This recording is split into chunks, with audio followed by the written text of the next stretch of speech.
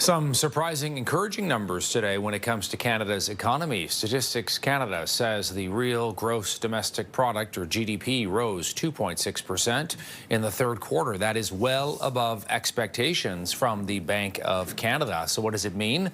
Pedro Antunes is my guest. He's the chief economist with the Conference Board of Canada. He is in Ottawa today. Good to see you. Happy Friday. Your reaction to this, Pedro?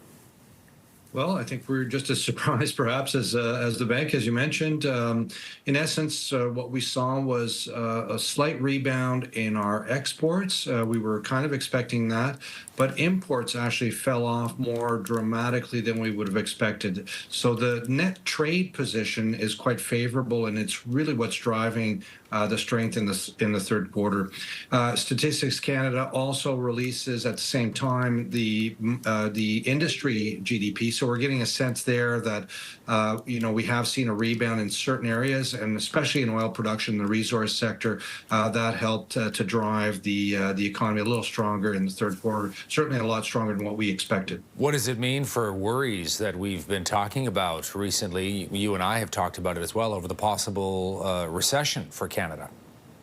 Yeah, well, I think this puts aside kind of the recession talks, or certainly the worries that we had about two negative quarters, but it doesn't really kind of take away the kind of, how should I say, concern that we have around the economy still. And what we're seeing certainly is the third quarter held up.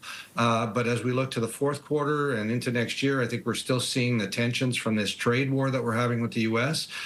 We are seeing the numbers in October that Statistics Canada just gave us, what preliminary numbers for that month. They're down a little bit.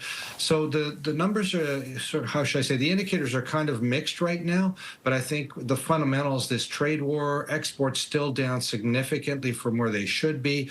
And the other piece that's important here in the numbers that just came out today is the investment numbers. Private investment is still very, very lackluster in this country. So that doesn't bode very well for growth next year, let's say. What do you think this means for the Bank of Canada and future rate decisions? Yeah, I think we're of the viewpoint that the bank would essentially stay pat on where they are right now, unless we start seeing something very dramatic in terms of a decline in economic activity. So the fact that the numbers came in surprisingly strong in the third quarter, I think, just suggests that the bank will not move, at least not for now.